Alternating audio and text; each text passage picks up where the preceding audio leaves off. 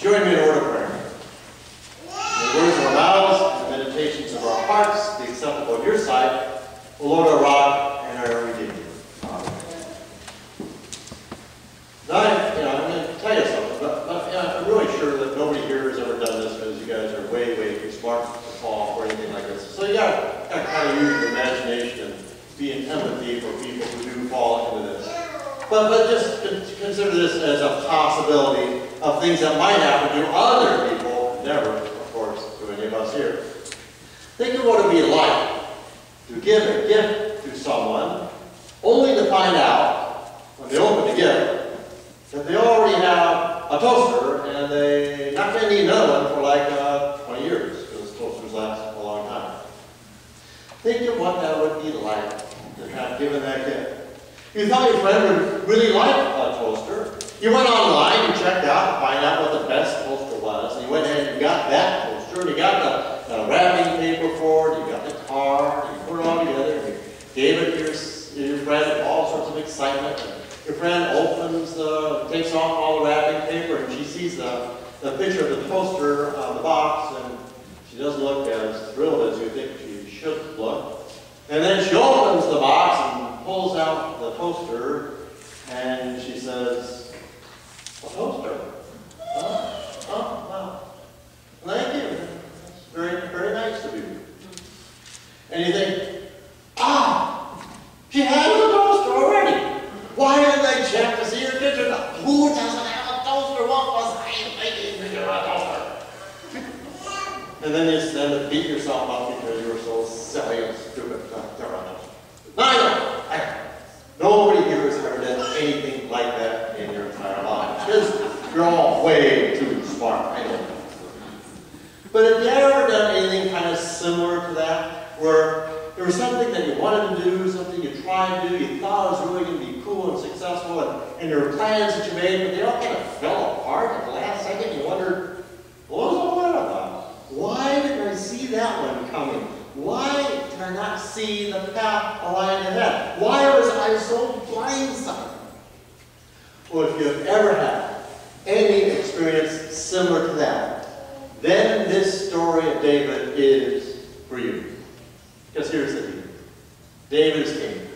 Brand new king.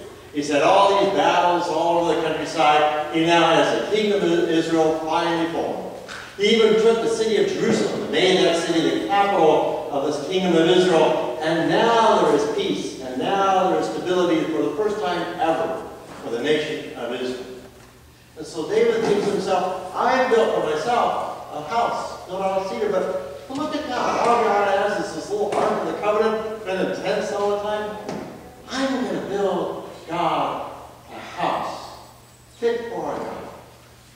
You know, that's a good idea. And that is like a great idea. That should actually be done. Even Nathan says, hey, good idea, David. God be with you as you figure that one out. And it's a really good idea. Why shouldn't the God of Israel have his own house? After all the other gods of all the other nations have their own house. Isn't the God of Israel worthy to have a house? Well, of course. It is a great idea. One itty-bitty little problem with it is that David never asked God, do you want a house? So, Nathan goes to bed that night, has a dream. God comes to him with a dream, and God says, I hear David is thinking of building me a house. Where did David get the idea that I want a house? I don't want one. I've been dwelling in tents all the time. Cat covenants and traveling from war to war, village to village. I don't need no house. Like the tabernacle, like the tent. You tell David, don't build me no tent. In fact, I forbid David to build me a tent. I mean a house. A house is a good idea. In fact, David's son will build a house, but not David. No. David will not build a house. Not David. David hears this. He says, no. All this time I've had this parchment paper and sketched out the floor plan of this house I was going to build. It just crumbles in and closes. God doesn't want a house? Fine. Not going to do anything else for God either. I'm going to farm. not good enough at all. That's the way God wants it, that's the way it is. Ever feel like that? Something goes wrong, plans all fall apart, something you thought was going to be really cool, all kind of comes to an end, and you think, well, fine. Just not good enough. They're just going to be in a funk forever and ever. Forever. But I know something. God did not let David be in that funk for very long. Because God said to David, He said, let David know this. You're not building a house. Your son is building the house. But David, I have plans for you.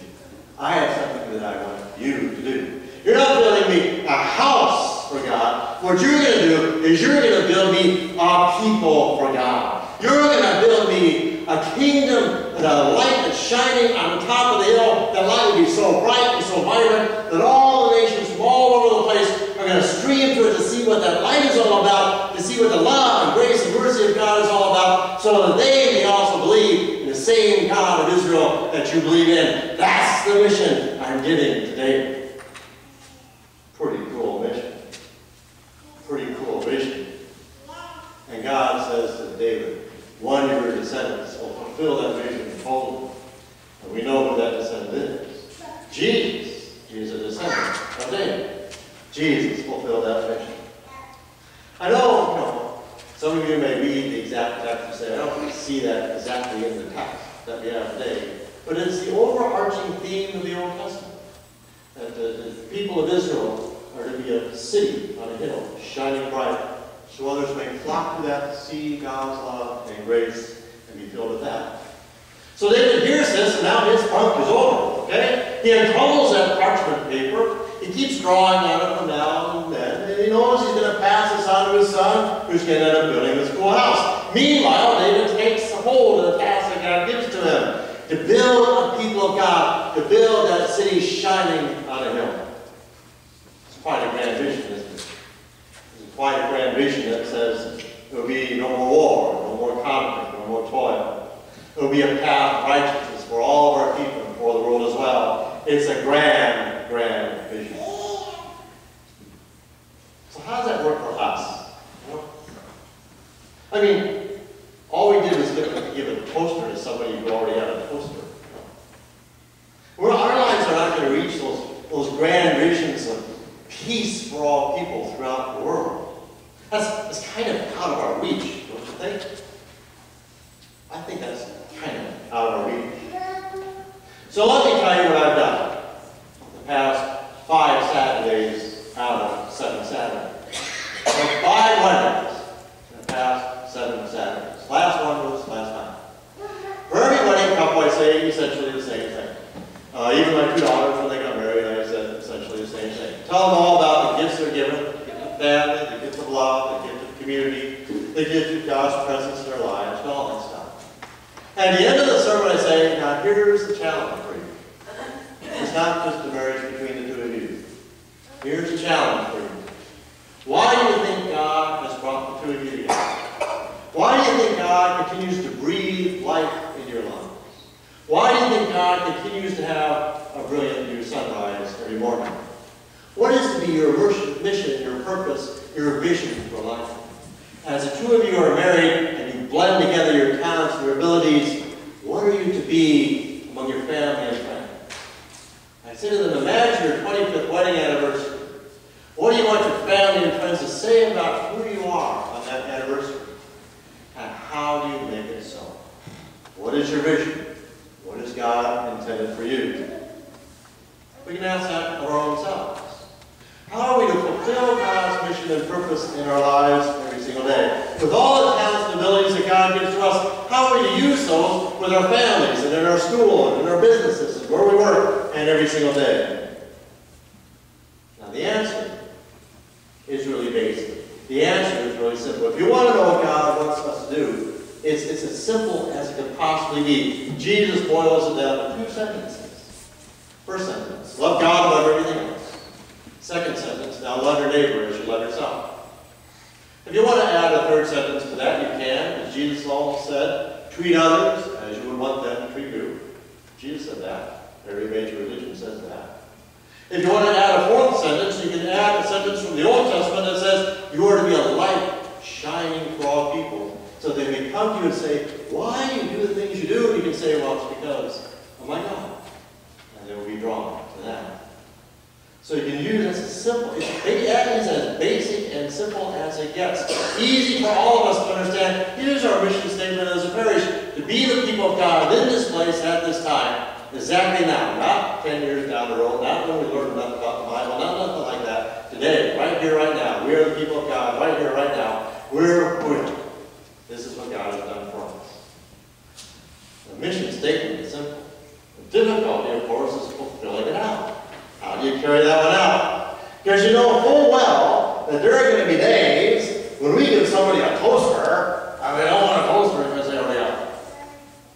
Now, the toaster thing, that's just a metaphor. Okay? And we got confirmation kids who are going to be filling out worship reports, and I know one of them is going to say, so Pastor Mark, don't you like toast? What do you got to do? I like toast. I like toast with peanut butter and jelly. It's just a metaphor. It's just that sometimes all the plans we make, it still doesn't quite work out. At those times, God comes to us and says, it's okay, I got you covered, but I got another mission for you. Even grander than the one you had before. Again, it's so simple to see the mission, but it's so hard to put it into practice. Because there's no objective criteria that we can follow and say, there, I know I'm doing God's will. But there are signs that we have to give us a sense of, yes, I think I'm on the right track. Some of them are incredibly simple. When you pick up a piece of trash on the sidewalk and just feel kind of good about doing that, that's God saying, that's my mission for you. Keep doing that. That's a good thing. When you pack your child's lunchbox or you slip a little note into their backpack and say, I sure hope you have a really good day at school today. And slip that in and you feel good about yourself as a parent. God saying, that's your mission. You're doing good stuff there. Some of the things are as easy as that. Some of the things are way, way more complicated, okay? We make a lot of purchases for goods and services. We need to think about those purchases we make and think about, if I'm buying this product, do I know for certain that people who made it, whom I will never see and never know, were paid a decent wage and are living a decent life? And am I supporting them by buying this product? Think about that, because that's part of our mission, right? To love others as we love ourselves. Another really tough one, you may not know about this one. I just found out about this just a few minutes ago, but I may not know this, but there's an election coming up. Does anybody, like in just a few days or weeks, an election? Can't believe it. Nothing on TV about it, but there's an election coming up. Okay, so we have candidates to vote for, representatives, leaders of government. We need to think for ourselves, who can I vote? Who is, none of them are perfect, but who is the best one who will serve the mission and vision of God? Meaning, who is the one who will carry out this vision of bringing justice and peace not only to our neighborhood, not only to our town, not only to our state, not only to our country, but to the whole world? Who are the best people to bring that about? It's a difficult choice. Doing God's will sometimes is incredibly easy. Sometimes it's as clear as a bell. Other times it's really difficult to know what the right thing is to do, but we need to make the choice, right? And the choice is always governed by what God says to us. Love God above everything else. Love your neighbor as yourself. Treat others as you would want them to treat you. Be that shining light on the hill so others may see your light. And there will be those crazy times when we think we're doing the right thing, just to find out that they already have a toaster. Thankfully, this whole world is not dependent upon us. We can fail and we can stumble. Thankfully, the whole world is really dependent upon God. And thankfully, when we stumble and fail, God will dust us off and pick us up and send us on our way again with a new vision, a new mission. To be the people of God in this place at this time, with our families, with our schoolmates, with our workmates, with all that we do.